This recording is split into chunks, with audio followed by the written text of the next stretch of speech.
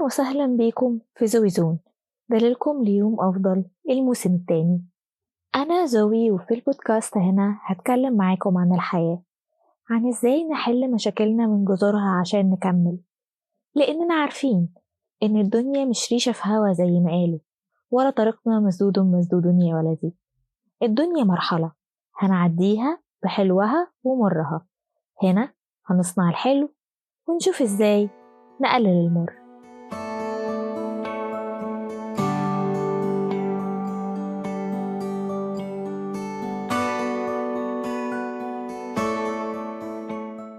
من خاف سلم.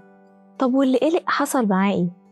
فاكر المادة اللي انت كنت مذاكرها كويس بس معرفتش تحل فيها، مع انك كنت مذاكر وحافظ كل الإجابات، بس أول ما بصيت في ورقة الامتحان نسيت المنهج كله؟ ولا انترفيو الشغل اللي مع أول سؤال ضربت لخمة ومعرفتش تقول كلمتين على بعض؟ القلق بيتحكم في حياتنا بشكل كبير.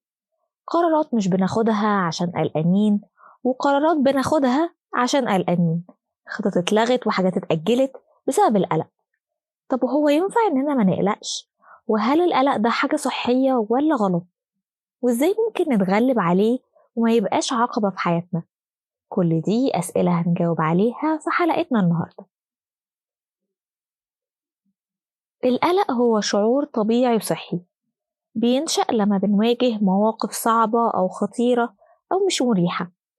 القلق عادة بيركز على المستقبل وعلى معطيات مش معروفة. أي حاجة ما نقدرش نتوقعها بنقلق منها. القلق والخوف أصحاب، بس مش دايما بيبقوا مع بعض، لأن الخوف زمنه قصير لكن القلق زمنه أطول. زي ما قلنا، القلق ممكن يبقى مستقبلي لكن الخوف بيبقى من الحاضر. ساعات كتير الواحد بيبقى قلقان بس مش خايف، بيبقى بس حاسس إنه مش مستريح، حاسس إنه في حاجة، بس بما إنها مجهولة فمش بالضرورة بيبقى خايف منها. وعلى الرغم من الصورة الذهنية السلبية اللي عندنا عن القلق، إلا إن وجوده مفيد في حياتنا برضه. القلق بيساعدنا على التركيز والانتباه، ويخلينا حذرين أكتر تجاه التحديات والمواقف. القلق كمان ممكن يكون دافع للتغيير والتحسين، خصوصا لو احنا بنحاول نتغلب على مصادر القلق. وممكن يبقى حافز للإبداع، لأننا دايما بندور على حلول جديدة وفرص للتطور. لكن لما بيبقى القلق زيادة أو مستمر أو غير منطقي أو بيعطل حياتنا اليومية، فكده إحنا عندنا مشكلة، والموضوع ممكن يتحول لاضطراب نفسي محتاج علاج.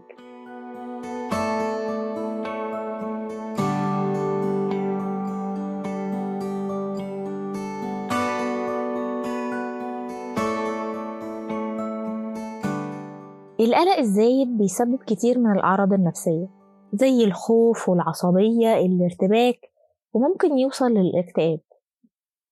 وطبعا ليه تأثيرات كبيرة على صحتنا الجسدية، تأثيرات على القلب والأوعية الدموية، عشان القلق بيزود من إفراز هرمونات زي الأدرينالين والكورتيزول، والهرمونات دي بترفع ضغط الدم ونبضات القلب وبتضيق الأوعية الدموية، واللي بدوره بيزود من خطر الإصابة بأمراض القلب والسكتات الدماغية.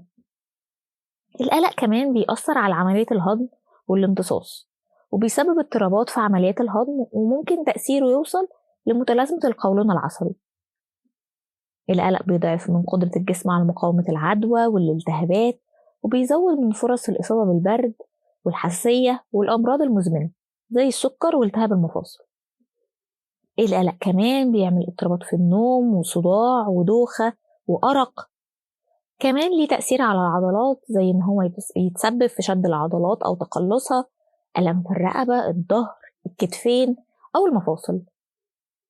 ده غير إن هو بيساعد على تفاقم مشاكل الجلد زي الحبوب، الصدفية، الإكزيما، وممكن يبقى سبب لتساقط الشعر والشيب المبكر. القلق كمان بيأثر على أدائنا، لأنه بيضعف الذاكرة والقدرة على التعلم، بالذات الذاكرة طويلة الأمد، وده بيخلي عندك صعوبة في إنك تفهم معلومات جديدة أو تسترجع معلومات قديمة. عشان كده القلق الزايد وقت الامتحانات ممكن يحول طالب شاطر جدا لواحد مش عارف يحل سؤال. أما بالنسبة للشغل، في جملة الCV بتاعت يستطيع العمل تحت الضغط، فده أكيد لازم يكون معناه إنك مش بتعاني من القلق الزايد، لأنه بيبقى سبب إن الواحد ينسى حاجات ممكن تكون مهمة، والشغل اللي هيطلع مش هيبقى دقيق أو بجودة عالية. صحيح إحنا لسه قايلين إنه القلق بيزود من الإبداع والابتكار، لكن كل شيء إذا زاد عن حده اتقلب لضده. القلق الزايد بيأثر على التفكير ويخلي الواحد يبقى مركز على الجانب السلبي من الموقف اللي هو فيه. عشان كده لو في مشكلة وقلقان زيادة عن اللزوم، مش هتعرف توصل لحل المشكلة حتى لو كان الحل قدام عينيك.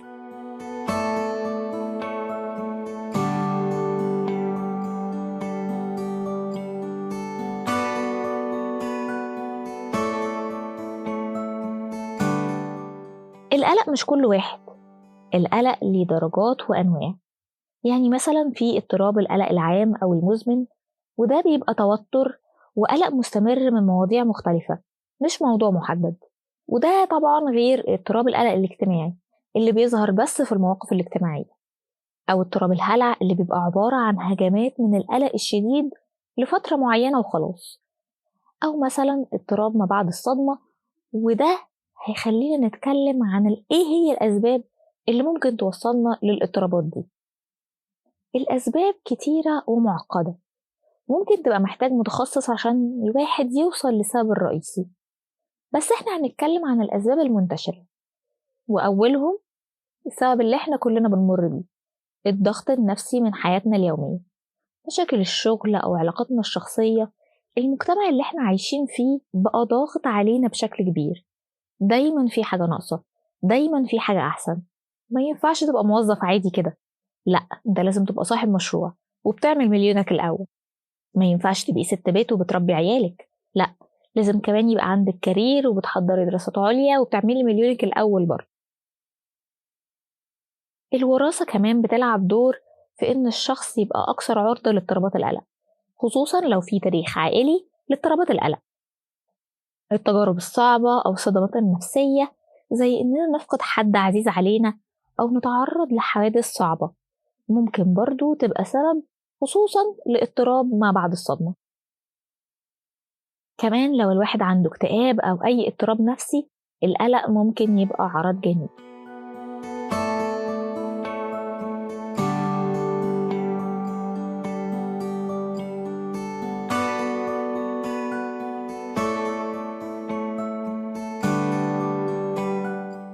كل مشكلة وليها حل. القلق زي ما قلنا ممكن يبقى شيء مستمر في حياتنا، عشان كده لازم يبقى عندنا استراتيجيات للتغلب على القلق والتوتر وتحسين الأداء. وفي بعض النصائح. أول حاجة معرفة السبب نص الحل. عشان كده محتاجين نحدد إيه هي مصادر القلق والتوتر اللي في حياتنا، ويبقى عندنا خطة إزاي نتعامل معاها أو إزاي نبعد عنها. تنظيم الوقت وتحديد الأولويات والأهداف الواقعية اللي عايزين نوصل لها. الاسترخاء والتنفس بعمق والتأمل أو اليوجا أو أي نشاط أنت بتعمله بيساعدك إنك تخفف من عليك القلق والتوتر. التدريب على التفكير الإيجابي وتحسين الصوت الداخلي، وده ليه حلقة جاية إن شاء الله لوحده. البعد عن المنبهات، ما نبقاش يا جماعة شاربين لتر قهوة ونقول هو احنا بنقلق ليه. ممارسة الرياضة بانتظام والحصول على قدر كافي من النوم والراحة والتغذية السليمة والمية. وطبعا ما ننساش قوة الهوايات اللي اتكلمنا عنها بالتفصيل في حلقة لما بحب أتسلى في الموسم الأول. وطبعا لو القلق وصل لمرحلة احنا مش قادرين نتحكم فيه أو بقى فيه مشاكل تانية نفسية بسببه، لازم نروح لمختص يساعدنا نحل المشكلة. في الآخر القلق جزء مننا كبشر، ويمكن بسببه احنا لسه مكملين، لأن القليل منه بيخلينا مركزين وعندنا يقظة، أما الكتير منه ممكن يخليه مسيطر على حياتنا وقراراتنا. عرفونا على صفحات السوشيال ميديا بتاعتنا بتتغلبوا على القلق ازاي. هتلاقوا اللينكات في وصف الحلقة، ونتقابل على خير الحلقة الجاية.